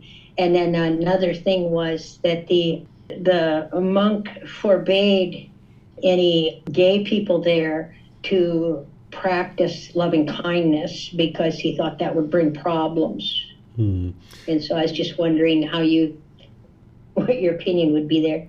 Yeah, none of that is the teachings of the Buddha. The Buddha taught to love and have kindness for everybody. We're going to talk about same-gender relationships, which is completely normal. The Buddha actually was aware of same-gender relationships during his lifetime, and it's not part of sexual misconduct. When you have 2 loving, loyal, consenting adults having sex with each other, they're not causing harm to anyone. Whether it's 2 men or 2 females or a male and a female, there's no harm. What the Buddha is teaching is how to eliminate harm. So the challenge is that there can be people, including ordained practitioners, that have pollutions in their mind, and part of that pollution is the ignorance or unknowing of true reality, which also there's that ill will. And because of that, they can create an environment like that where they themselves have ego or conceit or ill will or a lack of wisdom, and now the environment takes that on, where nothing about the path to enlightenment is about measuring and comparing. Everybody's on their own independent journey. And the interesting thing about people who try to measure how long they didn't have a thought for, they actually didn't eliminate their thoughts. Because in order to know that you've eliminated a thought, you would have had to have a thought of, I've eliminated my thoughts, right? So these are things where the mind just gets very diluted and not understanding what the path is. And those kinds of things, measuring and comparing, forbidding people of any particular race or gender or sexual orientation, something like that, none of that is what the Buddha taught. But unfortunately, there's people out there that are doing those things. And when you go into environments like that and you realize that's what's going on, then you can just politely exit and decide that, yeah, this isn't really the place for you, because you can see that the people have misunderstood the teachings. And one of the big misunderstandings about the jhanas, in addition to what I've already described, is that people think that the jhanas are experienced only in meditation. But this isn't actually true. There's a lot of people who think that you go into meditation and you get into the jhana during your meditation. But this isn't actually true. You reside in the jhana all throughout your day. If you experience the first, second, third, or fourth jhana, you're experiencing those qualities all throughout your day, not just in meditation. Okay, thank you. One thing you said about exiting it, that's where it was unfortunate for me, but I guess it was good practice, because I had ridden with someone that was going to a different event. I had ridden with them because this was out of state, so I had to go quite a distance. and rode with them, they dropped me off and weren't coming back for the whole week. So I was stuck there. So right away the red flags went up, but I didn't have a way to exit. So it was really a practice to accept and to try to just go along as best I could and make it a good spiritual practice while this was going on. Yeah, one of the things you can do to help with that is like call ahead and start asking some questions like you just asked me, like you did that very well. Right. Just ask ahead and say, hey, what happens if somebody of this type shows up? In fact, at the end of chapter 3, if you've read chapter 3, I've put in there about 6, 7, 8 questions that you can ask a potential teacher to see if they're actually enlightened, because you would like a teacher to either be enlightened or very close to it in order to learn with them. Because if somebody is not enlightened or close to it, they wouldn't be able to guide you. Sorry, I'm just going to mute you here. They wouldn't be able to guide you to enlightenment, because you need to either be enlightened or very close to it in order to guide others to enlightenment. So there's certain questions at the end of chapter 3 that you can ask a potential teacher, like, what are the types of students you accept and what are the type of students you reject? Because if they say, I reject people that have same gender relationships, right away you know they're not enlightened, because an enlightened being is going to be loving and kind to all beings and accept all beings. You can ask them, is it possible to eliminate sadness and anger and frustration, and name off all those different discontent feelings. And if they say, no, it's not possible to eliminate those, then you know that their mind is still experiencing those, so that they're not enlightened. Or you could ask them, is it possible to eliminate the ego? And if they say, no, it's not possible to eliminate the ego, then you know that their mind still has ego. Or you could ask them, how much does it cost for me to get to enlightenment? And if they say, oh, well, I have this menu that is getting to enlightenment for 1 year, it's $3,000. But if you'd like to get there in 3 months, I have this menu that's $10,000, right? Like right there, you know that this is an indication that they're not enlightened. And you can even ask them, are you enlightened? Because if you ask someone, are you enlightened? And a person professes that they are enlightened, this is a good indication that they're not. So an enlightened being isn't going to say that they are enlightened, but they aren't going to say that they aren't enlightened either.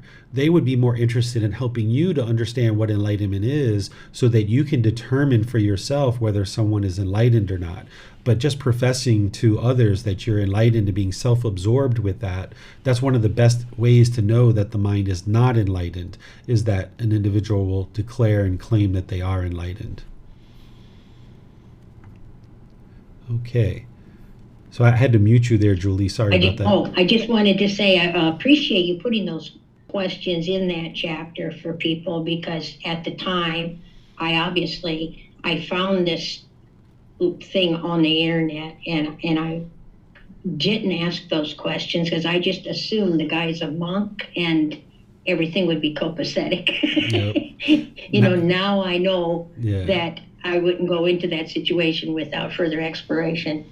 So the Buddha gave... thank you. I think that's good to have those. Yeah, you're welcome. The Buddha gave a simile on this. He said, okay, if I'm a cow and I'm walking through the field and the earth is soft because it's just rained, and I'm leaving hoof prints as a cow, and there's a donkey behind me and it's putting its hooves in the same hoof prints as me, and the donkey is thinking, I'm a cow, I'm a cow, I'm a cow. Does the fact that it's putting its hoof prints in the same hoof prints as me and it thinks that I'm a cow, does that make this donkey a cow? And of course the answer is no, right? So an individual can wear an orange robe and shave their hair, but that doesn't mean they're a monk. It's their actions that make them a monk. It's their wisdom. Same thing, somebody could wear white clothes and shave their hair. That doesn't make them a teacher of the teachings of the Buddha. It's all about their actions and their wisdom. So that's why what you would like to get to, if you're going to spend any amount of time learning from a teacher, is try to discern where they are with their wisdom, and that's where those questions can come in to help you. Right. Thank you so much. Yeah, you're welcome. Looks like we have some more questions coming in here. Brent is asking, can you provide an example of how you use a Brahma Vihara? Say, for example, the mind was feeling anxious. How does one lead themselves through a Brahma Vihara for tranquilness? So what the Brahma Viharas are, they're mental states that you cultivate in the mind during your journey to enlightenment. And the one that would apply to what you're asking is equanimity. There's the Brahmaviharas of loving kindness, compassion, sympathetic joy, and equanimity. These all have specific qualities that you need to apply effort to arise in the mind, and they're antidoting specific things, like you were talking about anxiety. Equanimity, which is calmness and composure, evenness of temper, especially in difficult situations. This is applied during those kinds of experiences that if you have craving, desire, attachment in your mind, you're going to have anxiety. Your mind's longing, yearning, and wanting something. So as you're practicing breathing mindfulness, meditation, and generosity to let go of your cravings, desires, attachments, your mind's going to automatically become more tranquil and more calm because you're eliminating cravings, desires, attachments. But you also, once you learn the Brahmaviharas, you're going to need to know that equanimity is the solution or the remedy for overactive mind and anxiety and things like this, so that whenever you feel your mind having high energy and like go, you need to know like, hey, this is going to produce unwholesome results in my life. And now you need to apply right effort from the Eightfold Path to eliminate that unwholesome quality and arise the wholesome quality of equanimity in your mind. And you do this internally in the mind. And if you need to close your eyes and just kind of focus on your breath a little bit to arise some equanimity before you go forward in your day, go for it, right? Whatever you need to do. So you're going to need to apply the effort to do this and kind of fully develop the mind. Eventually, by the time you get to enlightenment and even close to enlightenment, you'll have plenty of equanimity. Even in the jhanas, you're going to experience quite a bit of equanimity, and that'll just always be there. It'll just be persistent in the mind. There's this calmness and composure. But in order to get to that point, you're going to need to have your mindfulness or awareness of mind to be able to see the anxiety, and then you're going to need to apply the antidote through your right effort to bring in the equanimity internally in the mind. And if you need to do breathing techniques or closing your eyes to be able to do that, that can help you as you're getting going and more fully developing the mind with equanimity. Okay, let's see what else we have here. It looks like Julia has a question. Thank you so much, Teacher David. Sometimes while meditating or listening to your podcast, I have a feeling of peacefulness just for a few minutes, as if nothing could perturb me. What is this state? I know I am not far along to be in a jhana. Is this just an altered effect of meditation? So what you might think about this as, even though there's no such thing as this, but you could think of it this way, as temporary enlightenment, right? That it's not actual enlightenment yet, but some people think of it as temporary enlightenment. What this is helpful for is it's showing you the potential that your mind has. It helps you to eliminate some of that doubt about the teachings. If you have doubt, that you can see for a few minutes or a few seconds or maybe an hour or two, sometimes you can see the mind's quite peaceful and quite joyful. This is the equanimity coming into the mind that we were just talking about with Brent, that you can see kind of the rays of the sun shining through, like I was talking about. If you have the sun and you have the clouds and the clouds start to kind of dissipate, well, the rays of the sun start shining through and you start seeing the qualities of the sun. Well, the same thing is true when you're learning the teachings through listening to the podcast, or if you're meditating, you're eliminating a little bit of that pollution. You're eliminating a little bit of that ignorance. You're eliminating a little bit of the craving, a little bit of the ill will starting to pull back, and the rays of the sun are starting to shine through. The qualities of enlightenment are starting to shine through. So that's what you're experiencing there. And this can be really helpful and help you to eliminate any kind of doubt and see that your mind has the potential to get to this enlightened mental state. Vibhav has a question here. It seems difficult for us as unenlightened minds to fully evaluate, even with these questions, whether a teacher is enlightened or unenlightened, and could lead to the fetter of doubt. So those questions that I share with you at the end of chapter 3 are very detailed and specific, and I encourage you to use those if you're interested in trying to determine whether a potential teacher is enlightened or not. The Buddha gives you guidance on this too, and his guidance is very simple and very straightforward, and I think you can use this even prior to using what it is that I share. What the Buddha shares is what you should look for in the mind of a teacher is you should look for calmness and concentration and focus and clarity. That's what you should look for. Because if an individual has pollution in their mind's going to lack focus, concentration, clarity, and memory. So if you see what the Buddha refers to as muddle-mindedness, then you know that this person isn't enlightened because they have pollution in their mind. When you eradicate the pollution, you're going to see focus, concentration, clarity, and deep memory. You're going to see politeness, kindness, friendliness, and respect. All these things that I just talked about, the calmness and the relaxed state of mind, the attentiveness, the alertness, the focus. You'll see loving kindness and compassion. You'll see generosity. You'll see all these different things. You'll see energy and effort and ambition and enthusiasm. You'll see all these different qualities. But the Buddha talks about it very simply because yes, we understand, and the Buddha understood, and people today understand that it's hard for an unenlightened mind to be able to discern and make wise decisions about whether somebody else is enlightened. And you're never interested in judging people, and you're never interested in going around and measuring and comparing. But in terms of a potential teacher, you would like to have some confidence going into the relationship that this person can at least guide you on the journey to enlightenment. And of course, you still need to learn, reflect, independently verify, and practice anything that a teacher shares with you. But having a bit of confidence can help you along the way. So look for the mind, whether it's muddled or whether it's concentrated and focused. You should see that somebody's mind's focused and concentrated if they're close to enlightenment. And then you can also ask those questions in chapter 3. Looks like Arvind is asking a question here too. Hi, David.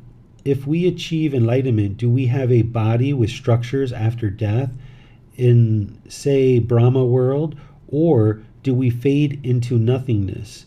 Shunya, what lies after death for one who is enlightened? So the questions that you're asking there, the Buddha left as an undeclared teaching. So we know that if you don't get to enlightenment in this lifetime, you're going to continue to experience anger, sadness, and frustration and all these other things, and you'll be reborn back into the world. But if you get to enlightenment, the Buddha leaves this as an undeclared teaching. He actually refers to it specifically. He shares, these are the teachings that I declared. He tells the students, remember, monks, this is what I taught. And then he says, remember what I did not teach. These are the things I did not teach. And he gives 10 things that he didn't teach. And one of the things is that whether or not you exist or you don't exist after death. Because remember, the path to enlightenment isn't about an afterlife. That's not what the Buddha is guiding you to. He's not guiding you to some beneficial thing that you're going to experience when you die. He's guiding you to something you're going to experience now in this life, the peace and the joy in this life. So whether there is something next after enlightenment and you die or not, it isn't known. It's an undeclared teaching. And I have various reasons why I think the Buddha didn't actually declare this as a teaching. One reason could be because he didn't know, because he never experienced it. But it is possible for a Buddha to know things without having experienced it. The other reason is, or another reason, is that a Buddha only teaches things that they actually experience, because through their own direct experience, they know if they experienced it, that other people experienced it, will experience it too. So then they're confident to be able to teach it because they know it's the truth. And the third reason why I think the Buddha probably didn't teach it is, let's just say there is something next. And we don't know that there is or there isn't, but let's just say there is something. And let's just say it's quite wonderful. Well, if he described what that is, that's just one more craving that you have to eliminate in order to get to enlightenment. So why even describe it? Why even tell you about it if there is even something next, right? By the time you get to enlightenment, your mind is so peaceful and so joyful in the present moment that you're not going to care what's next. If there is something next, it's either as good as what you're experiencing now or better. And if there isn't something next, okay, so be it. You're already peaceful and joyful in the present moment. It doesn't matter what's next. So you'll need to let go of any aspirations or understanding or wanting or expecting to know what may or may not be next. Instead, just focus on this life, getting to peace and joy and contentedness in this life, and that's where your mind will experience enlightenment. We have a question coming in on YouTube as well. We have a bunch of things here on YouTube. Swiss Cheese is asking, your loving kindness affirmations were different this time. Can you clarify what affirmations you were saying? So the affirmations that I do in this particular setting where I'm guiding all of you guys, they're just generalized affirmations in order to guide all of us in meditation and give you guys a flavor of what loving kindness meditation is like. But you should customize loving kindness meditation for your specific needs. Always start with I and then end with all beings. That's really wise. But then the rings in between, there's like 6 or 8 different rings that you might decide to construct. You would like to customize this for yourself. You might put a ring or 2 of people that you already have loving kindness for. You might put a ring or 2 of people you're more neutral about, where you don't hate them, but you don't exactly love them either. You're just kind of more neutral about them. But then you might put 2 rings or so of people that you do have anger for, you do have hatred for.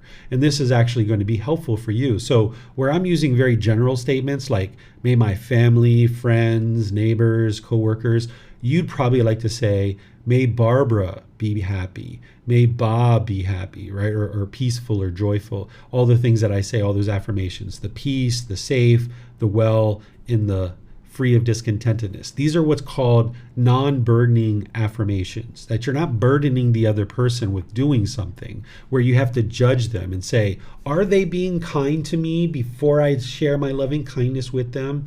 It's just, hey, may they be peaceful, may they be safe, may they be well, may they be free of discontentedness. And this is transforming your mind where you're not expecting them to be a certain way, you're not requiring them to be a certain way, you're just cultivating loving kindness in your mind for this individual.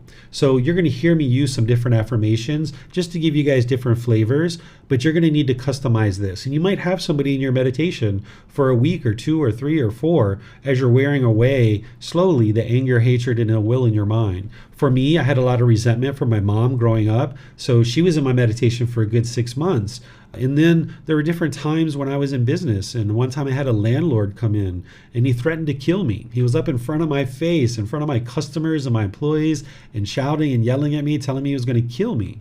Well, he showed up in my loving kindness meditation for like a week or so, right? And then there was a time where maybe I got cut off in traffic. And just in case there was any anger in there, when I got to where I needed to go, I would do some loving kindness meditation, putting that person, even though I didn't know them, I would say, may that person who cut me off in traffic be peaceful. Right? Because you'd like to ensure that this ill will doesn't get soaked into the mind, and you're trying to eradicate that and transform the mind. So you're going to need to customize this as you journey on your path. And this is where your mindfulness comes in, that you need to be aware of the mind and any individuals that you have anger and hatred or ill will towards, or even frustration, agitation, annoyance, or even the slightest dislike. You would like to get to the point where you don't even have the slightest dislike towards another being. By the time you get to enlightenment, there's not even the slightest dislike towards others. Here's some more questions from Swiss Cheese. Where can I find the hour-long video on each fetter? So this is something I'm going to be teaching in August, and I haven't taught that retreat yet, but I'm going to be teaching it in August, so it'll be recorded at that point. So you can attend live or you can watch the recordings. I think it's August 18th through the 23rd is the dates of that. And it's going to be happening here in Chiang Mai. You guys are welcome to attend, or you can attend online as well. But in the meantime, I have taught plenty of classes where I discuss the fetters. You can actually learn about the first 3 because I've taught that retreat and recorded that, where I taught about personal existence view, doubt, and wrong behavior and observances. You'll find it on our YouTube channel, and it's part of the retreat that I just taught in January, which is titled Developing a Life Practice to Attain the First Stage of Enlightenment. You'll see the playlist for that on our main YouTube channel.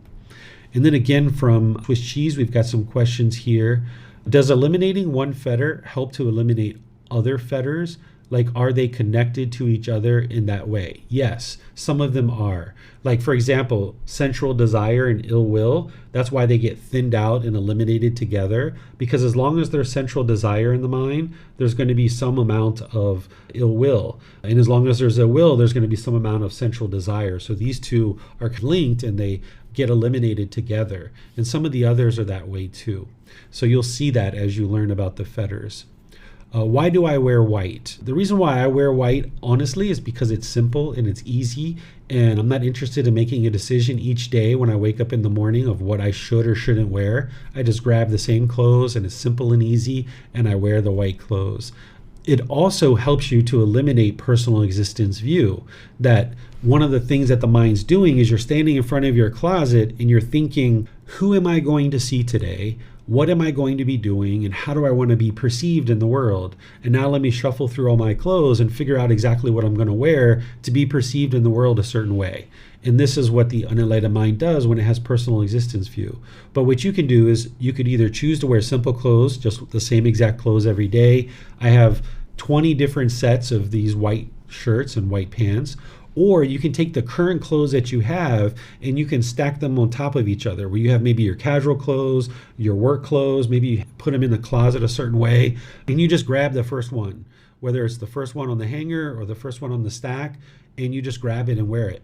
That you know, like, okay, this is appropriate clothes for work, and I'm just going to grab it. Instead of that special green dress or that special blue blazer that you want to wear because you want to be perceived a certain way in the world, instead, you just get comfortable with going out into the world wearing any clothes that are particularly appropriate for one particular place or another. Because the mind with personal existence view is going to sit there and try to rifle through your day and rifle through your clothes, and now you're allowing the personal existence view to stay intact. So if you go to simple clothing, it will help you to eliminate personal existence view.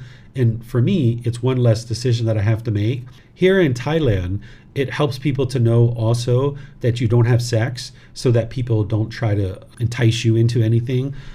Doesn't matter what somebody does, they're not going to entice me into having sex, but that's one of the reasons why people wear white clothes here in Thailand. That's not why I chose to wear white clothes, but some people do choose to wear it for that reason. So those are some of the reasons why somebody might wear white clothes. Okay, we have some questions here on Facebook. It's possible view again this chapter. There are playlists where I can find it. Yes, Juan, if you go to our YouTube channel or you go to Facebook or our podcast, you will see this particular class. It'll be all the way on the bottom of our YouTube channel because it's a recent live video, but there's also a playlist for the group learning program. So all the classes for this group learning program are assembled on one playlist, and it's called the Group Learning Program March 2024 to October 2024. And I've got all the videos there from the entire series. So if there's any classes that you would like to go back to, you can go back to that. And also, if you download this book, Developing a Life Practice, The Path That Leads to Enlightenment, from our website, at the end of each chapter, I have links to that particular chapter because I've taught these classes probably 6, 8, 10 times now, and you can actually see each individual chapter that there's a link at the end, and it'll take you to a class where I've taught this. But if you're looking for today's class, it'll be all the way at the bottom under past live videos. Okay, I think we have some more questions coming in here on Zoom. Looks like Arvind has some more questions. David, I have a question about the benefits of loving kindness as per the Metta Sutta. This is based off my reading, so please bear with me if it's inaccurate. It says that if we practice metta, which is loving kindness, things like we sleep better, weapons don't hurt us, the gods, angels become happy with us and protect us, etc. How does this happen, and is it true? I would need to see what it is that you're reading, and I need to look at the source. But in terms of weapons not hurting you, this isn't actually true. What the loving kindness meditation is that it's rewiring your mind to be more loving and kind. Because when you go out into the world and you're bitter, harsh, and hostile and aggressive with people, that's all going to come back to you. And that's coming from your central desire, and it's coming from your ill will, those 2 fetters that we just talked about, or at least I just pointed to them. It's part of the 10 fetters. So what you're doing is you're breaking up this ill will. So when you go out into the world, you can be more loving and kind through your intentions, your speech, and your actions. And now you'll experience more loving kindness coming back to you. So loving kindness meditation is like filling up your gas tank so that you can go out into the world and be more loving and kind. The thing is that these teachings have been through 2,500 years of impermanence. So people have kind of embellished things here and there in certain occasions. I haven't really seen that too much, but occasionally you might see that. And in terms of saying that weapons won't hurt you, this is actually untrue. If you got shot with a gun or somebody stabbed you with a knife, it doesn't matter how much meditation or loving kindness meditation you're doing, those things are still going to affect you. And it would be very unwise to think otherwise because it's going to lead you to unwise decisions. So if you'd like to send that to me through email or messages, I can look at it for you, because sometimes the source where you're sourcing it from can have embellished the teachings or modified the teachings, but all the teachings that I share and all the Pali Canon and sources that I share, I know that they're accurate 100%. Okay. I don't see any other questions anywhere. So what I'm going to do then is I'm just going to end class in the way that I typically do, which is just thanking you guys for joining and deciding that today is a day that you would like to learn the teachings of the Buddha and dedicating some time and effort to developing your mind and cultivating your practice. I really admire people who choose to do this inner work and this inner development, because it's so much easier to show up to a building, just believe a bunch of things, go there for once a year, and then leave. And then your life doesn't change. It's easy in terms of your work and effort, but there isn't any improvement. It's a lot more challenging to come to a place like this and learn and grow and develop and read the book and ask questions and do meditation. But the thing is that whatever you put into it, this is what you get back, right? If you actually do the real work, you're going to see the real progress. So I really admire people who choose to do this kind of work. So thank you for your dedication and your diligence to learning and growing and developing on the path. As you need help, I'm here to help you. So that next week, we're going to be in chapter 4 of this book, Developing a Life Practice, The Path That Leads to Enlightenment. You can read it before or after a class. And remember, I only recommend that you read maybe 10, 15, 20 minutes a day. Chapter 4 might take you 45 minutes to an hour to read, but you would like to just do maybe 10, 15, 20 minutes a day so you can take smaller bites and digest it, right? You like to chew and digest it. Whereas if you take a real big bite, it's harder to chew it and it's harder to digest it. You'd like to give the mind time to reflect on it. So maybe what you do on the first day is you read through like the 3 universal truths. And then maybe the next day you read the first noble truth. And then the next day you read the second noble truth. Even though it's really interesting and it maybe has your attention, fight off that craving, restrain your mind. Train your mind to just read 10, 15, 20 minutes, and that way it gives your mind time to breathe and time to digest the teachings and really understand them. Because you're not just trying to complete the reading, you're not just trying to just complete this program, you're trying to go through it in a way that soaks the teachings in and you can actually understand them and then practice them in day-to-day life. So if you take your time, you'll see much more benefits with that. So next Sunday, we're going to be in chapter 4. And then this Wednesday, we're going to be doing the 4th part of our 4-part series of our loving kindness meditation, which you're welcome to attend live or watch the replay.